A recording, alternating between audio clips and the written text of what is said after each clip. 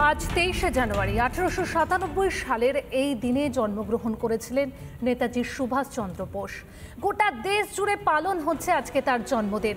নেতাজির জন্মবার্ষিকীতে শ্রদ্ধার্ঘ্য বিরোধী দলনেতা শুভেন্দু অধিকারীর রেড রোডে নেতাজির মূর্তিতে মাল্যদান করলেন বিরোধী দলনেতা শুভেন্দু অধিকারী। সেই ছবি দেখতে পাচ্ছেন রিপাবলিক বাংলাতে। আজ সেই দেশনায়কের জন্মদিন, যার আত্মত্যাগে আমরা পেয়েছিলাম আজকের যে আমরা স্বাধীন দেশে বাস করছি সেই স্বাধীনতা। আজকে গোটা দেশ জুড়ে পালন হচ্ছে নেতাজি সুভাষচন্দ্র বসুর জন্মদিন। এরই পাশাপাশি কিন্তু আমরা কলকাতা পুরসভার ছবিটাও আপনাদের সামনে তুলে ধরছি, যেখানে শ্রদ্ধা জ্ঞাপন করছেন কলকাতার মেয়র ফিরহাদ হাকিম। দুটো ছবি এই মুহূর্তে আপনাদের সামনে রয়েছে। একদিকে আমরা যেমন দেখাচ্ছি রেড রোডে নেতাজির মূর্তিতে মাল্যদান করেন বিরোধী দলনেতা শুভেন্দু অধিকারী, অন্যদিকে কিন্তু আমরা দেখতে পাচ্ছি ফিরহাদ হাকিম, তিনিও শ্রদ্ধা অর্পণ করছেন নেতাজির জন্মবার্ষিকীতে। শ্রদ্ধা মাল্যদান মেয়র ফিরহাদ হাকিমের বিশেষ অনুষ্ঠানের আয়োজন করা হয়েছে।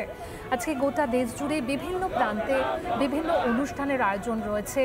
এই মুহূর্তে দুটো ছবি আপনাদের সামনে রয়েছে। একদিকে দেখতে পাচ্ছি আমরা রেড রোডের ছবিটা, আর অন্যদিকে কলকাতা পুরসভা, যেখানে শ্রদ্ধা জ্ঞাপন পর্ব চলছে। মেয়র ফিরহাদ হাকিম মালা দিচ্ছেন নেতাজি সুভাষচন্দ্র বসুর যে ছবি রয়েছে সেখানে। এরই পাশাপাশি আমরা দেখতে পাচ্ছি যে ছবি দেখা যাচ্ছে বিরোধী দলনেতা শুভেন্দু অধিকারী, তিনি মালা দান করলেন এবং এরপর তিনি কি বললেন শোনাই আপনাদের। ভারতবাসী শুধু বাঙালি নয়, প্রত্যেকের সেন্টিমেন্ট যুক্ত রয়েছে এবং আমরা মনে করি যে নেতাজি সুভাষচন্দ্র বসুর তাকে সরিয়ে দেওয়া হয়েছে বা আড়াল করা হয়েছে বা জানি না, আমরা অমীমাংসিত বিষয়।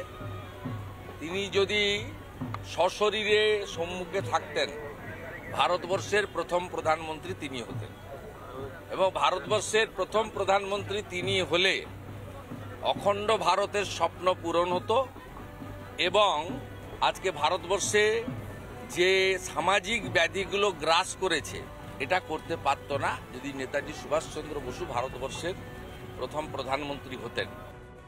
নানা ধরনের কন্টেন্ট দেখার জন্য লাইক করুন, শেয়ার করুন আমাদের ফেসবুক পেজ, সাবস্ক্রাইব করুন আমাদের ইউটিউব চ্যানেল।